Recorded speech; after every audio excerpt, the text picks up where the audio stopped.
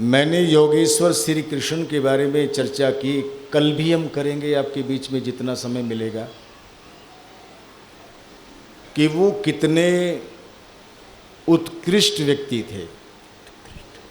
19वीं शताब्दी के ऋषि ने जब उनको ये संबोधन दिया कि उनका जीवन, थोड़ा सा कम कर दो भाई, थोड़ा सा कम, सिटी ना मारे,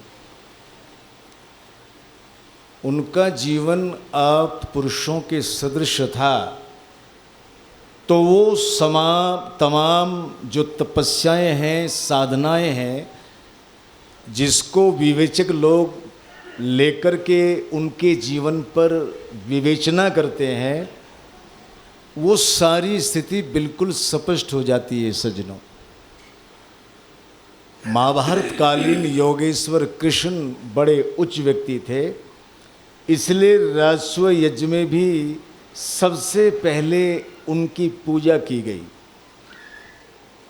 भीष्म पितामह सारे राजाओं को जो उस समय उपस्थित थे ये कहकर संबोधन कर रहे हैं कि मैंने जन्म से लेकर आज तक बहुत बड़े ऋषियों का, तपस्वियों का, साधकों का सानिध्य प्राप्त किया है, और यहाँ इस नरेंद्र मंडल में जितने भी राजा विराजमान हैं, मैं किसी ऐसे राजा को नहीं देख रहा हूँ जिसको योगेश्वर कृष्ण ने अपनी तपश्चर्या से और अपने अतुल बल से न जीता हो।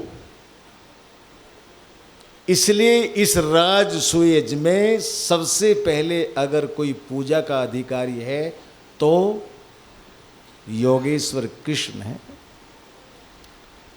मैं यूँ कहता हूँ कि ऋषि को जब हम कह देते हैं ना, ऋषि दयानंद, स्वामी दयानंद, तो अधूरापन सा लगता है।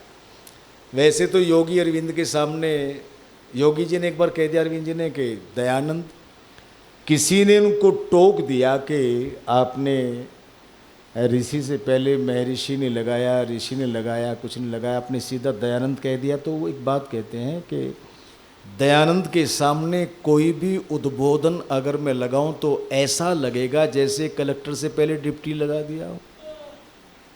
अरविंद जैसा व्यक्ति इस बात को कहता है, तो वो तो अनुपम थे। मैं आपसे एक निवेदन करने लगा हूं कि शिशुपाल ने थोड़ा सा नहीं बल्कि विविध शब्दों में उनका विरोध किया, और फिर जिस संकल्प को लेकर के युधिष्ठिर को वो चक्रवर्ती सम्राट पद पर प्रतिष्ठित करना चाहते थे, सारे राजाओं को संबोधन करके यूं कहता है, ये कृष्ण न राजा है, ना आचार्य है, ना ऋत्विक है, इसलिए ये दास है, और दास के इस पूजा के जल को हम स्वीकार नहीं करेंगे। आओ मेरे साथ खड़े हो जाओ। और उन्होंने सीधा सीधा चैलेंज जो है योगेश्वर कृष्ण को लड़ाई के लिए कर दिया, मैं तुम्हें भी युधिष्ठिर को भी मार करके हम लोग पूछा देता हूँ। योगेश्वर कृष्ण अपने अपमान पर शांत रहे, लेकिन जब उन्होंने युधिष्ठिर के अनुसंकल्पों में बाधा देखी कि शिशुपाल समग्र साम्राज्य को ही नष्ट करना चाहता है, तो सुदर्शन चक्र का उन्होंने ध्यान किया। और आपने देखा नरेंद्र मंडल के देखते देखते सुदर्शन चक्र से उन्होंने शिशुपाल की गर्दन को काट दिया। कोई चू नहीं कर पाया, राजस्व समाप्त हुआ। एक विधा उनके जीवन की, ये शास्त्रों में भी और शस्त्रों में भी वो निष्णात व्यक्ति। कूटनीति की अगर मैं बहुत सारी चीज़ें आपके सामने योगेश्वर कृष्ण की रखूं तो आप कहेंगे कहाँ वो सुदर्शन चक्रधारी और कहाँ ये देश के लोग जो उसे पता नहीं विभिन्न रूपों में कितना हल्का करके आंकते हैं। तो एक विपरीत स्थिति आपके बीच में आ जाएगी सज्जनों। पर मैं आपसे एक विधा और रख दूं समय के अंतर्गत, कि दूसरों को देखकर वो किस प्रकार से आहा भरते थे, आहत हो जाते थे। आपने कभी कभी मंदिर की प्राचीरों से ये बात सुनी होगी, और वो पौराणिक जगत के लोग जो मनीषी हैं वो ये भी कहते हैं कि आर्य समाज तो योगेश्वर कृष्ण को नहीं मानता, मर्यादा पुरुषोत्तम राम को नहीं मानता, और कुछ तो कमबख्त ऐसे भी हैं कि ये कह देते हैं कि आर्य समाज तो भगवान को भी नहीं मानता। पर योगेश्वर कृष्ण को अगर सच्चे रूप में कोई मानता है तो जरा कह तो दो आर्य समाज। तो ये सलीका इसलिए उनके एक जीवन की संक्षेप में है, तो विस्तृत चर्चाएं, पर संक्षेप में मैं आपके सामने कर दूँ। चर्चा क्या है कि उनके मित्र थे, ब्राह्मण थे। अच्छा, ये मैं नहीं जान पाया कि भाई वो गरीब कैसे हुए। इतने संपन्न और समृद्ध लोगों में रह करके अगर उनका पुरोहित दलित गलित अवस्था में रहे तो विचारणीय विषय तो है। माताओं जरा कह तो दो हाँ या ना। भाई अगर आप अट्टालिकाओं में रहते हैं, कोठियों में रहते हैं, सारी सुविधाएं आपके पास में हैं, लेकिन जिन लोगों को आप पुरोहित मानते हैं, कुल पुरोहित मानते हैं, धर्म शिक्षक मानते हैं, वो फटीचर सी अवस्था में रहे तो सोचनीय विषय नहीं है। क्यों है भाई ऐसा? लेकिन सुदामा ऐसे थे। क्यों रहे मुझे नहीं पता, आपको भी नहीं पता होगा। पंडित गंगा प्रसाद हमारे जो जिन्होंने पुस्तक लिखी है ना, वो श्रुति सौरभ, तो उसमें एक बात लिखी उन्होंने कि भाई ब्राह्मण को तो गरीब ही ठीक रहता है। किसी ने कहा क्यों? कि ब्राह्मण अगर धनाढ़ हो जाएगा तो भगवान को भूल जाएगा, और गरीब सा रहेगा दलित गलित तो अपने आप भी याद करता रहेगा और दूसरों को भी। ऐसा भी कुछ कह देते हैं। लेकिन वो कैसे गरीब हुए, पर मैं एक विधा आज आपके सामने रखूँ संक्षेप में। उनकी पत्नी कहती है, हमने सुना तुम्हारे मित्र बहुत अमीर हैं। सुदामा कहते हैं तो मैं क्या करूं कि तुम उनके यहाँ चले जाओ। क्यों चला जाऊं? कि थोड़ा सा कुछ ले आओ। घर में तो ज़्यादा अच्छी स्थिति है नहीं, खाने पीने को भी ज़रा अच्छी बात चीज़ें नहीं है, तो जल ले आओ। उसने कहा मैं मित्र के यहाँ जाऊं भी तो मांगने के लिए। ये जो मित्र शब्द है ना माताओ, ये केवल केवल ईश्वर के लिए प्रयोग होता है, ईश्वर के लिए, सखा। इसलिए वेद कहता है भाई सखत्व अगर स्थापित करो तो भगवान के साथ करो। सामान्य रूप में हम एक दूसरे को मित्र कहते हैं, लेकिन हमें कोई मित्र है तो कोई, सबके मित्र है हम सब नहीं है, लेकिन ईश्वर सबका मित्र है। इसलिए मित्र शब्द जो है ये ईश्वर के साथ संबंधित है। पर मैं आपसे एक निवेदन कर दूं, अभी उधर ना देखो, उधर ना देखो अभी। अच्छा चलो तुम चले जाओ। इसने कहा मैं नहीं जाऊंगा। जाऊंगा तो मांगने के लिए। तो देवी यूं कहने लगी, वो तो समुद्र है, अगर एक दो कतरा हमारे घर में आ जाएगा तो कोई बुरा हो जाएगा, वो घट जाएंगे। तो ब्राह्मण यूं कहता है, वो घटे या ना घटे मैं तो पर घट जाऊंगा। अच्छा, ब्राह्मण को ऐसा होना चाहिए कि नहीं? वो घटे या ना घटे मैं तो पर घट जाऊंगा। आबरू घट जाएगी जब सर ये खम हो जाएगा। देवी मैं नहीं जाऊंगा। पर चूंकि पत्नी थी, अब पत्नी कुछ कहे पति ना माने तो गड़बड़ है। अगर ठीक ठाक रहना चाहते हो तो एक कहे दूसरा सुन ले।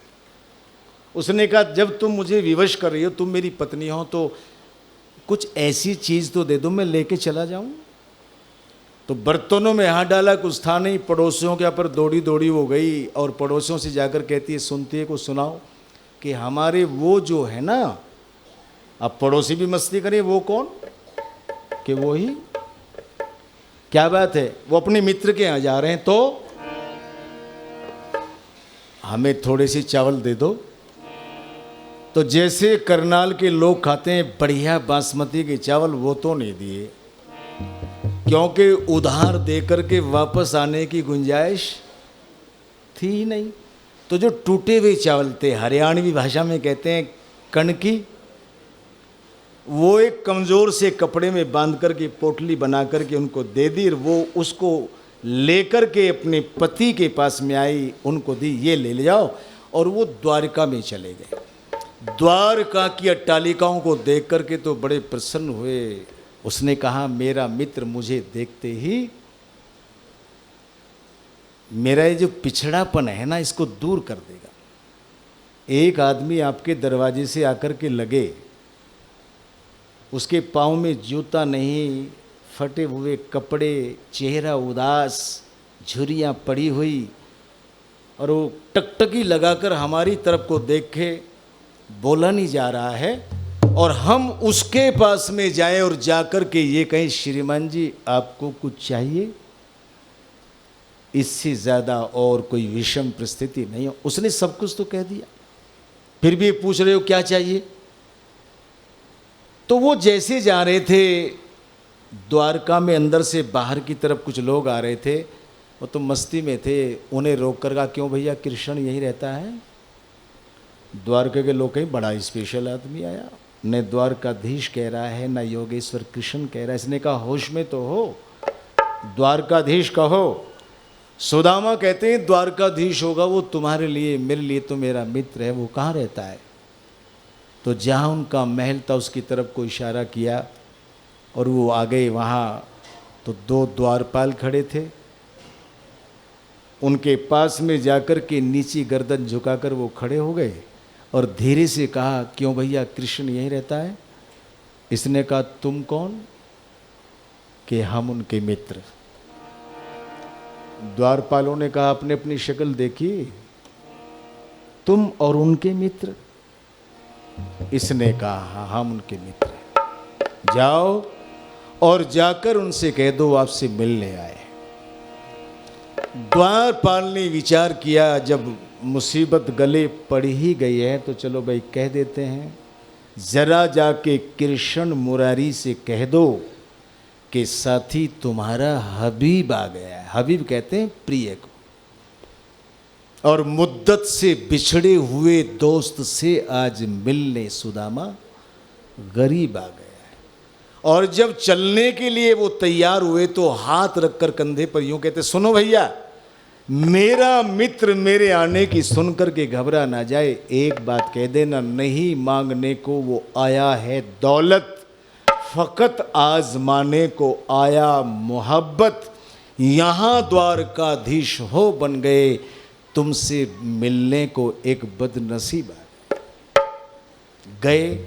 और नरोत्तम दास के शब्दों में जाकर के वो कहने लगे, योगेश्वर कृष्ण जहाँ पर बैठे थे, कि शीश पगा ने जगह तन में प्रभु जाने को आही बसे के ही ग्रामा, धोती फटी सी लटी दुपटी और उपाह उपानव को नहीं सामा, द्वार खड़ो दुज दुर्बल एक, रैयो चक्षो वसुधा अभिरामा। योगेश्वर कृष्ण कहते हैं पहली क्यों बुझा रहे हो, जरा सीधी सीधी बात करो, कि पूछत दीन दयालु को धाम तो बतावत आपनो।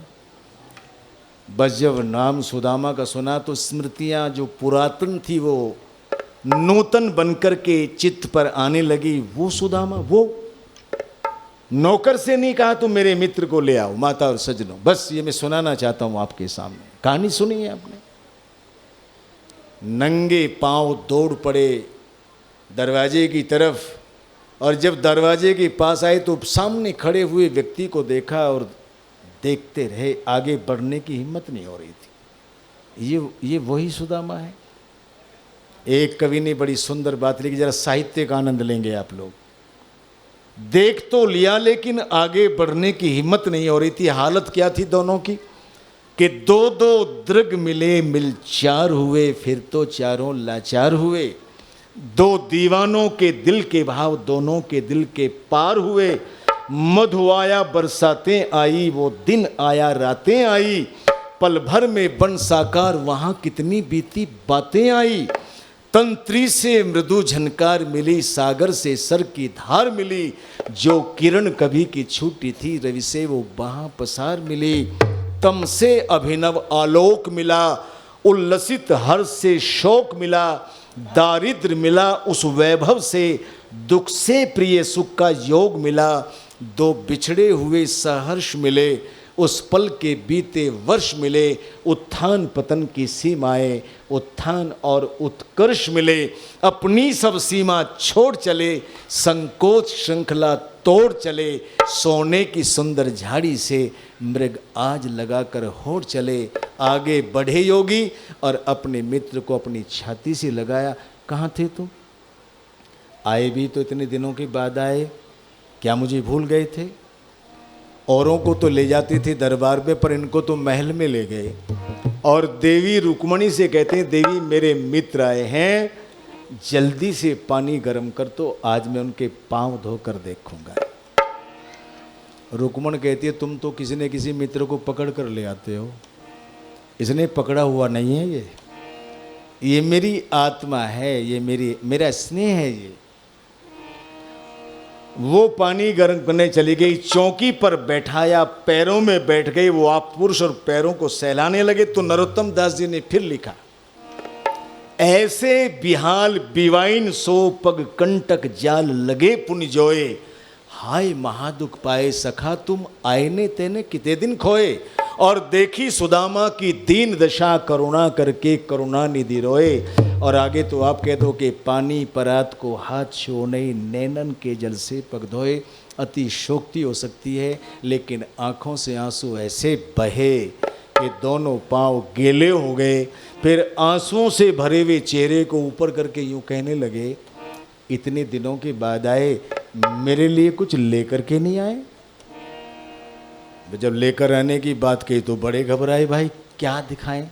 तो शर्म के मारे उस टूटे हुए चावलों की पोटली को छुपाना चाह रहे थे, लेकिन पैरों में गुदगुदी हो रही थी। अच्छा, कोई मेहमान खाली हाथ हमारे घर में आके बैठ जाए, कुछ तो होते हैं बैठ जाते हैं, लेकिन जो ठीक ठाक से होते हैं अगर वो बैठ जाएं और उन्हें आप धीरे से को श्रीमान जी आ तो रहे ही थे, जरा एक दर्जन केला लेते आते, तो मेहमान की हालत देखने लायक होती है।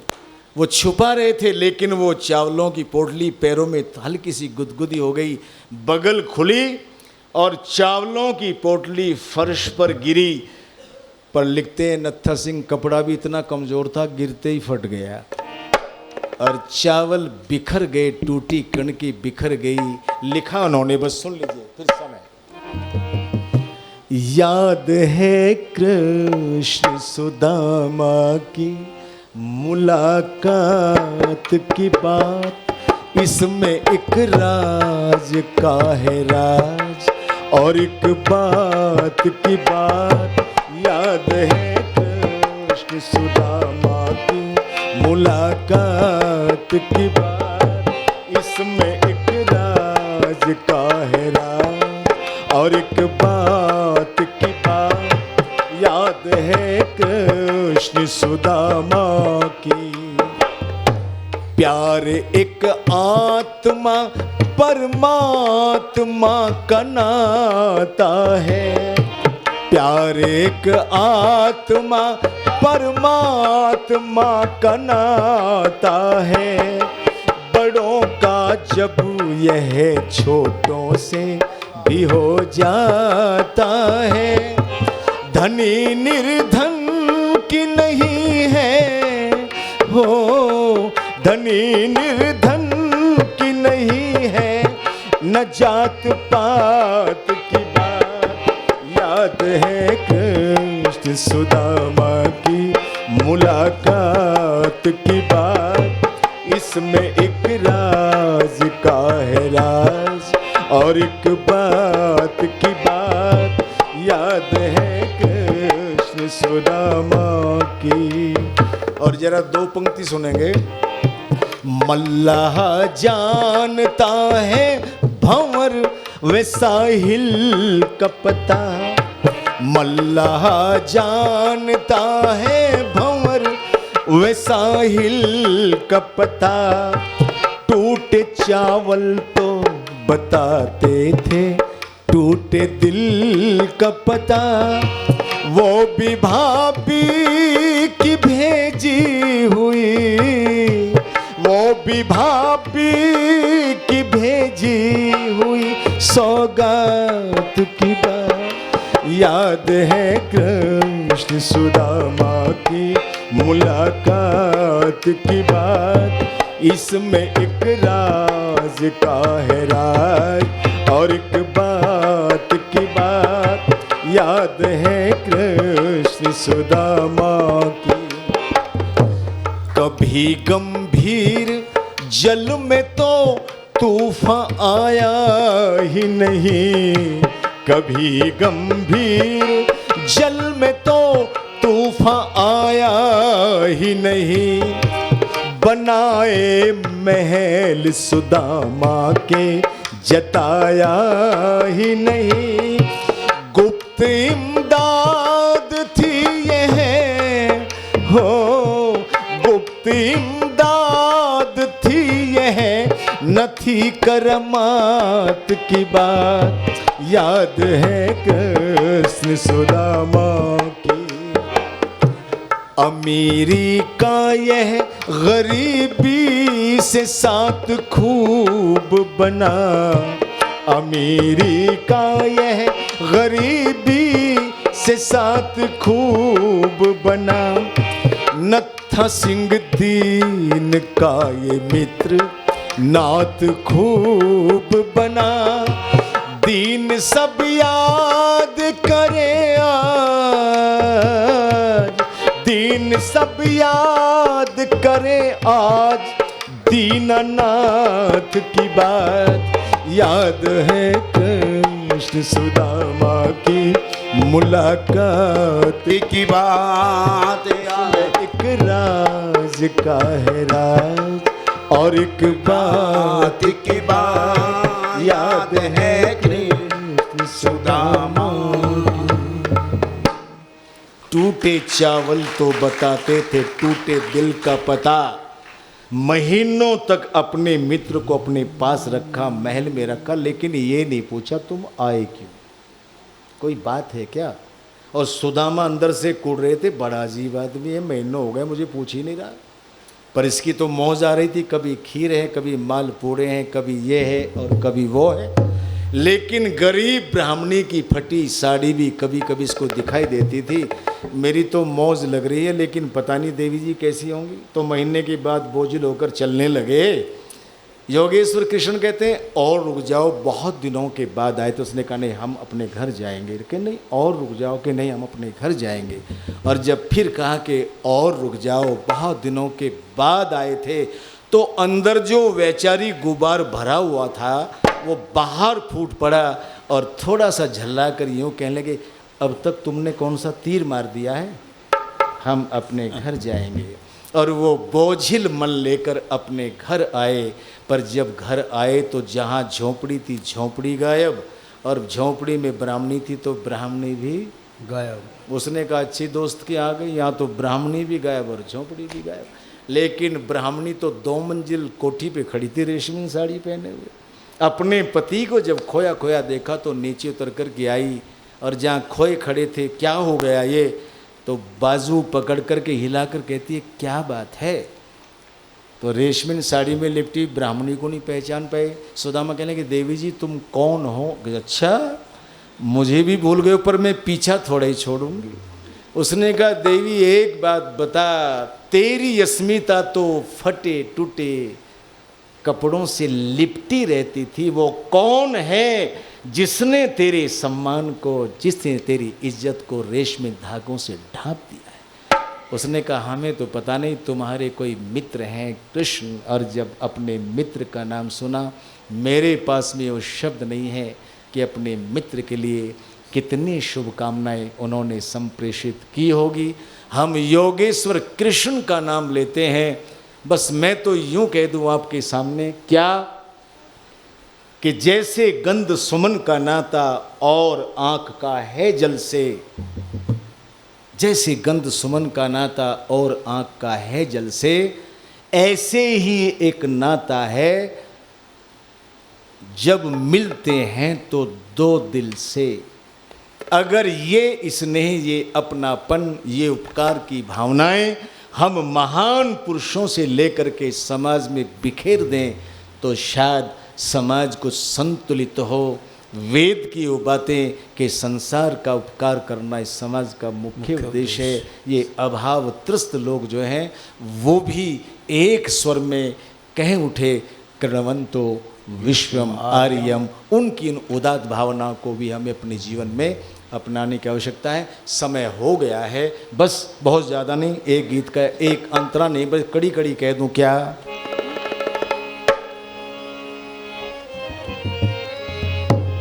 चहूं वेद धर्म का यहाँ पे प्रचार हो ही जाए,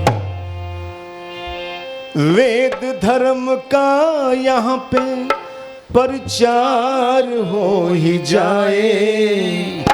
चहुदिश वेद का विचार हो जाए, चहुदिश वेद का विचार हो जाए, और वैदिक धर्म का यहाँ पे प्रचार हो जाए, चहुदिश वेद का विचार हो जाए, चहुदिश वेद का विचार हो जाए। घर का आंगन गांव गलियां, घर का आंगन गांव गलियां, खेतों में खलियानों में, झोपड़ी में कोठियों में, मंदिरों बुत खानों में, मस्जिदों में मंदिरों में और नित्य गुरुद्वारों में, पीर और सब मठ मढ़ैया नगरों में बाजारों में, हर जा मधुर मंत्रों का गुंजार हो जाए, चहुदिश वेद का प्रचार हो जाए, चहुदिश वेद का प्रचार हो जाए, वेद धर्म का यहाँ पे प्रसार हो जाए, चहुदिश वेद का प्रचार हो जाए, चहुदिश वेद का प्रचार हो जाए।